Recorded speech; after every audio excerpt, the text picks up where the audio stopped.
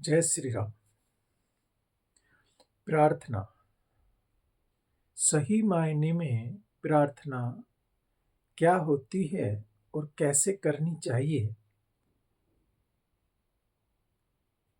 ये सब बातें हमें सीखनी चाहिए। बहुत लंबे समय से हम भी जो प्रार्थना करते आ रहे थे, आज वो भी आपको रहस्य उद्घाटन करेंगे। किस तरह से हम एक प्रार्थना जो हमने जीवन का अंग बना लिया था, तो बताते हैं कि प्रार्थना अपनी संकल्प शक्ति का, हमारी जो संकल्प शक्ति है, सही मायने में प्रार्थना संकल्प शक्ति का एक विनम्र और रचनात्मक कार्य। ये रचनात्मक कार्य करती है प्रार्थना सही मायने में तो, और उसका विनम्र रूप होना चाहिए। आप किसी के लिए, किसी की बुराई के लिए प्रार्थना करें तो वो लगेगी नहीं। तो हमें प्रार्थना तो सही मायने में व्यक्ति का जो विनम्र रूप से प्रार्थना की गई हो वो लगती।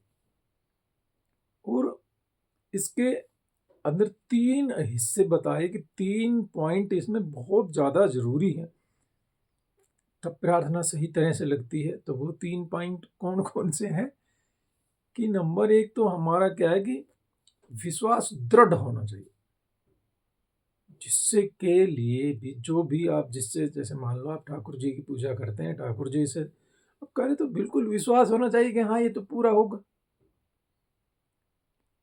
और दूसरा है कि श्रद्धा होनी चाहिए। भाई जिनके प्रति भी आप प्रार्थना, मान लीजिए हम करें, अब कोई आपसे जबरदस्ती कहे कि भाई आप भोलेनाथ की पूजा करो और आप करते थे किसी और की, तो उनके प्रति आपका उतना वो नहीं बन पाएगा, श्रद्धा तो नहीं हो पाएगी, तो ये प्रार्थना में गड़बड़ होगी।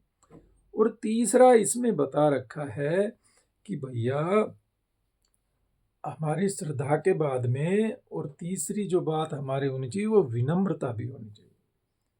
कि यदि बंदे में विनम्रता से है, और इसके द्वारा हम परमात्मा के सामने अपने हृदय को खोल के रख देते हैं, तो फिर वो परमात्मा समझ जाते हैं कि भी किस तरह से वो जो चाहने वाला है मांग, इसके द्वारा हम अपने लिए भी और किसी दूसरे के लिए भी काम करते हैं। प्रार्थना आप चाहें तो अपने लिए भी कर सकते हैं और चाहें तो इसके द्वारा दूसरों के लिए भी प्रार्थना कर सकते हैं। आपने खूब सुना होगा पहले कि भैया जब हम जाते थे ना किसी के पास में, तो पंडित जी ने बता दिया कि भाई आपको इतने दिन तक 7 सोमवार व्रत करना है या वीरवार व्रत करना है, या ये कोई भी धार्मिक कार्य बताया कि भाई उसमें ये करना है, तो उससे होता क्या था, उससे एक इतनी ज़्यादा पॉजिटिविटी बंदे में रहती थी कि बस मुझे तो 5 वीरवार ये काम करना है और उसके बाद ये हो जाए। तो जो भी हम ज्योतिष आचार्यों के पास जाते थे वो इस तरह की बातें जरूर बताते रहते। तो इन सब चीज़ों से ही हमने जीवन में ये लगाया था, और फिर हमने प्रार्थना को लंबे समय तक करते रहे।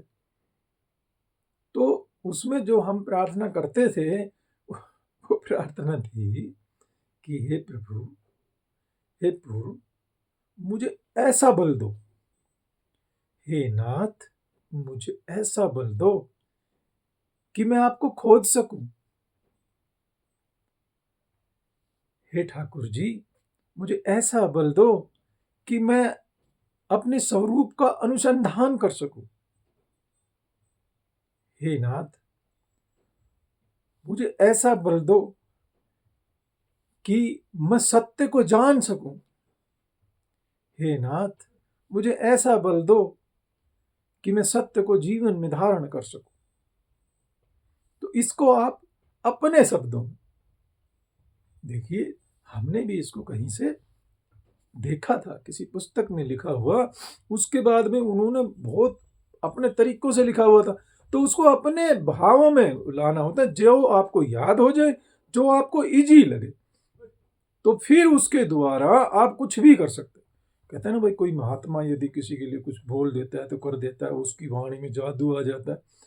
तो इसमें सिर्फ इतना होता है कि जो उनकी जो विनम्रता रहती है, जो शांति रहती है अंदर की, तो कहते हैं ना कि जब जैसे जैसे हम शांत होते जाते हैं तो परमात्मा परमात्मा कहीं दूर तो है नहीं, परमात्मा ने चारों तरफ से ही तो आपको घेर रखा। आपके अंदर बाहर, वो ना बाहर भीतर एको जानो, ये गुरु ज्ञान बताए, तो बाहर भी वही है, भीतर भी हर जगह मौजूद है। तो हर जगह जब मौजूद है, तो जब जितने शांत हृदय से किसी के लिए प्रार्थना निकलती है, तो वो उतना ही ज्यादा कारगर सिद्ध होती। नहीं तो ये जो चीजें हम बता रहे हैं, ये आप करने लग जाओ, और इसमें इन 3 चीजों का ध्यान रखना पड़ेगा। मान लो आप विनम्रता है ही नहीं आप में, तो भी एक नहीं होगी। जिनसे कर रहे हैं उनके प्रति श्रद्धा नहीं है, तो भी नहीं होगी। विश्वास ही नहीं है, हाँ बता रहे हैं इनको क्या ऐसा ही करना है, कुछ नहीं होता, तो भी नहीं होगा। हो जाता ना, किसी के पास में हमने सुना था कि कोई एक गुरु ने अपने शिष्य को गांव के अंदर भेजा कि जाओ तुम कुछ आज भिक्षा आटन के लिए तुम जाना। तो वो जब भिक्षा मांगने के लिए गए, तो वो कहते हैं कि एक तांत्रिक का घर था, और वो उसके घर के सामने जाकर खड़ा हो जाता है, और वो भिक्षांदेही की वहां पर लगा देता है, अलग जगा देता है। अब वो अंदर से निकलता है, उसको बड़ा क्रोध आता है कि वो तो भाई अपने तंत्र विद्या में लगा हुआ था, तो भिक्षा देने की बजाय और उसको कहता है जा तेरे को आज मौत का वो देते हैं, कल तक तुम इस पृथ्वी पर नहीं रहोगे। तो उसने ऐसा कह दिया। अब वो जो ब्रह्मचारी था वो चलता रहा, उसको इतना ज्यादा तो पता नहीं था। और वो जब आगे गया, तो जो लोगों ने सुना उन्होंने बताया कि बेटा ये तो जो बोल देते ना, इनकी वाणी तो सत्य होती। तो पहले वो इतना नहीं सोच रहा था, अब उसके दिमाग में लोगों ने ये बात बैठा दी कि भाई जो भी कुछ ये बोलता है वो सत्य होता, अगर सत्य होता है तो मैं तो गया काम से। तो इस तरह से धीरे धीरे धीरे धीरे उसके दिल में वो डर चढ़ता चला गया कि आज मेरा देह समाप्त हो जाएगा। ज्ञान तो आ नहीं था, ब्रह्मचारी था अभी, तो यूं सोच रहा था, और वो सोचते सोचते सोचते अपने आश्रम में चला जाता है। अब उनके गुरु को किसी ने बता दिया कि आज तो आपके शिष्य के साथ में और ऐसी ऐसी घटना हो गई। तो बताते हैं गुरुदेव को ये पता था कि उसकी बातें कभी झूठ नहीं होती, सत्य होती है। तो गुरु ने कहा कि भैया ठीक है, यदि ऐसी बात है तो आप ऐसा करना। उस लड़के उसको ब्रह्मचारी को बुलाया कि क्यों मौत लेकर के आ गया है, आज तेरा आखिरी दिन है, तुझे तो मर जाना है, इस शरीर को त्याग करके जाएगा। कहते हैं कि उसको रात्रि में अपने पास बुलाते हैं, बिठाते हैं, कहते हैं बेटा डरने की बात नहीं, मेरी सिर्फ एक बात आज तुझे माननी है कि कुछ भी हो जाए मेरे पैर दबाते रहे, मेरे चरणों में बैठा रहे, और तेरे को यहां से उठना नहीं है। अब देखिए उस लड़के ने, क्योंकि वो तो डरा हुआ था, और डरा हुआ जब बंदा होता है ना, फिर उसको आप ये कह दो भाई आपका जीवन ऐसे बच जाएगा, उसको मरने का डर था ना, हम सबको भी है। और फिर कोई ये बता दे कि भैया ऐसे करने से आप बच जाओगे, तो फिर बहुत ज्यादा उसके प्रति विश्वास हो जाता है। तो गुरुदेव ने कहा कि तुम ऐसा करो, मेरे चरण वो पकड़े रखो, और कुछ भी हो जाए, कोई कुछ भी कहे, लेकिन तुमने मेरे चरणों को नहीं छोड़ना है, पूरी रात यहीं बैठे रहो। तो बताते हैं कि भाई वो डर तो रहा था, तो लड़का धीरे धीरे गुरुदेव के पैर दबाता रहा। अब 12 बजे के बाद में बताते हैं कि उस लड़के को आवाज लगाई, जो तंत्र विद्या जानता था ना, उसने कुछ किया होगा, तो उसकी माँ के रूप में, उस ब्रह्मचारी की माँ के रूप में ही दरवाजे पे खड़े होकर के, और उसकी माँ की सी आवाज आ रही कि बेटा मैं तो तुझसे मिलने के लिए बेकरार हूं, और तू है कि बाहर ही नहीं निकल रहा, मैं तो बहुत देर से खड़ी हूं यहाँ पर, आओ बेटा। अब उसने देखा यार मेरी माँ ही मुझसे मिलने, उसने बहाने बनाए ना कि मैंने सुना ऐसा हो रहा है तो आज चला जाएगा ये वो।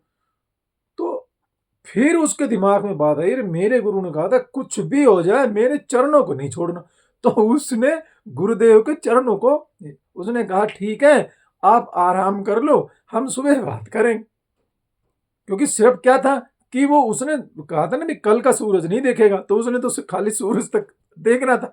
उसके बाद में तो कुछ उसकी वाणी असर ही नहीं करेगी, गुरु की बात असर कर जाएगी। तो ये उसने गुरुदेव की बात को पक्का मान लिया और उसने चरण नहीं छोड़ा। उसको बीच बीच में एक दो बार और इस तरह के प्रलोभन दिए गए, लेकिन उस ब्रह्मचारी ने अपने गुरुदेव के चरणों को नहीं छोड़ा और गुरुदेव आंख बंद करके आराम से लेटे थे। तो अब सुबह हो जाती है और वो बच जाता है, यानी उस तांत्रिक की बात को गुरुदेव ने अपने आशीर्वाद से उस बच्चे से काट दिया। बताते भी हैं कि भाई जो तकदीर होती है, तदबीर यदि कोई लगा दे तो उसके साथ में फिर वो कारगर और हो जाते। तो इसलिए श्रद्धा का बड़ा भारी महत्व है। अब श्रद्धा अगर उसमें नहीं होती ब्रह्मचारी में गुरु के प्रति, उस ये सोचता अरे नहीं इसकी तो बात सत्य होती है, जो उसने कह दिया वो तो भाई आज तो फिर मैं मर ही जाऊंगा, तो वो वैसे ही मर जाता। लेकिन उसको उससे ज्यादा विश्वास अपने गुरु पर भी था कि नहीं, मेरे गुरुदेव जैसे कहते हैं वैसे भी होता है, आज मेरे गुरुदेव ने ये कहा तो ये हो। तो ये सब बातें प्रार्थना की ही तो है। तो प्रार्थना से चमत्कार होते हैं, तो हमें भी अपने जीवन में कोई बढ़िया सी प्रार्थना लेकर के आनी चाहिए और उस प्रार्थना के द्वारा हम परम पिता परमात्मा को पाने की प्रार्थना करें। अरे किसी को कोई धन दौलत वस्तु की प्रार्थना में अगर लग रहे हैं, वैसे तो मैं नहीं कहता इसको, क्योंकि निष्काम प्रार्थना अगर हम निष्काम भाव से करने लग गए ना तो उसका बड़ा भारी महत्व है। फिर भी आप आजमा करके देख लो, अगर किसी चीज के लिए आप निरंतर प्रयास करते हैं तो उसमें सफलता मिल जाती है। और फिर हमें इसी प्रार्थना को क्या करना है, मालिक में लगा देना। और जैसे ही आप मालिक में लगाओगे, परमात्मा के मार्ग पर वो खुद आपको अपने नजदीक बुलाएंगे। बोले श्यावरी रामचंद्र की जय।